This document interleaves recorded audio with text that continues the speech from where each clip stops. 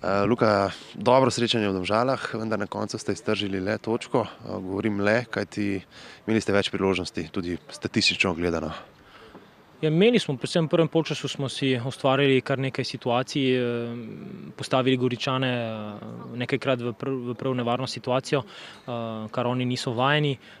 Seveda bi lahko ta prednost bila izdatnejša ob polčasu, malce sreče. Takrat, ko smo zadeli okvir vrat, nam ne bi škodilo, ampak seveda v drugi polčas stopimo malce bolj previdno. Goričani so imeli malce pobudo, mi v nekem podrejenem položaju, ampak nismo pa dopuščali nekih zares čistih situacij in zato me žalosti, da prejmemo tak zadetek, ki je v neki zmedi, sicer prekrasen zadetek, ampak ni bil pravi moment za ta zadetek, ker sem prepričan, da če bi še 5 minut zdržali, bi začeli prihajati v prav resne situacije, ker so zelo visoko stali na igrišču. Kaj ta točka pomeni za vas v boju za evropska tekmovanja?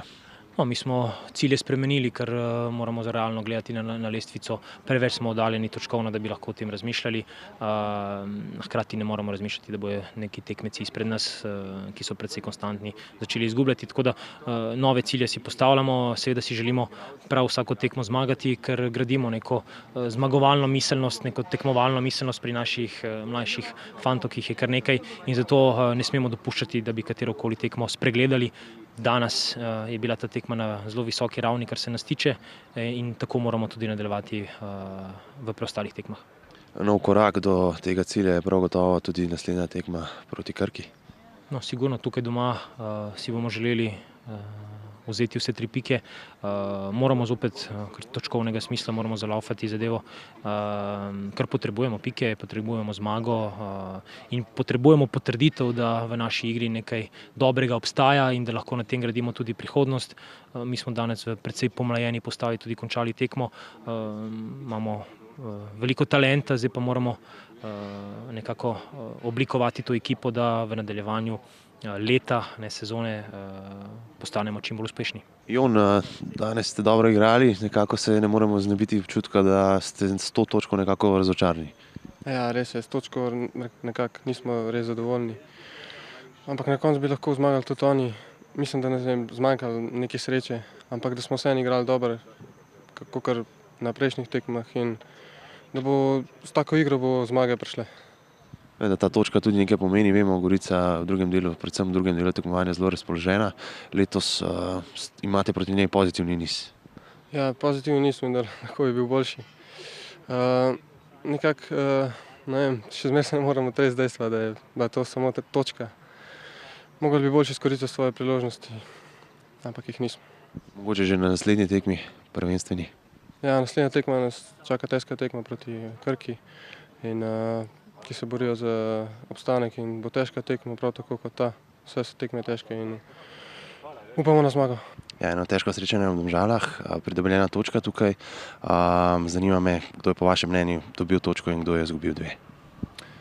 Non è questione di chi ha perso né i punti, è chiaro che le squadre entrambe non volevano perdere, hanno cercato di vincerla perché loro... Tekma je bila težka, saj sta obe ekipi želeli zmagati. Jezni smo, ker smo prvi polčas igrali slabo, nismo šli v tekmo tako, kot je treba. Po spremembah v drugem polčasu smo odigrali precej bolje in dobili izenačenje.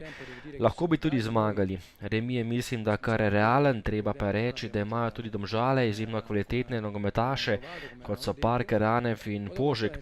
Pripravili smo se na težko tekmo, hoteli smo zmago, to je hotela tudi domača ekipa. Quindi non è che è questione di chi ha perso i punti o no. È venuta fuori una buona gara e purtroppo quando delle forze si equivalgono può finire in parità come è successo. Kaj ste dejali vašim nogometašem med polčasom? Verjetno je bilo kar glasno. Più che ho detto, ho fatto. Ho preso il tavolino e l'ho ribaltato per terra. Malo sem govoril in dosti naredil.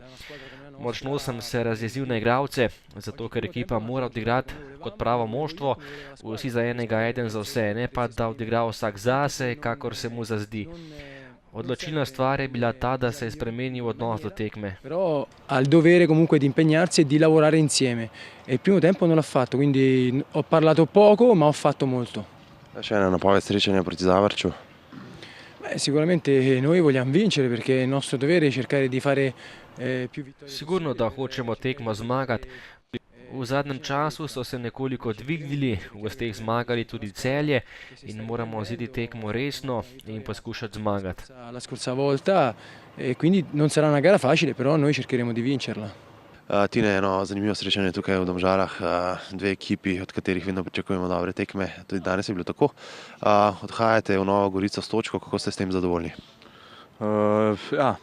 Če bi pred tekmo me to vprašali, ne bi bili prav zadovoljni, ampak po teku tekme lahko na koncu rečemo, da nekako skoraj pravična delitev točk.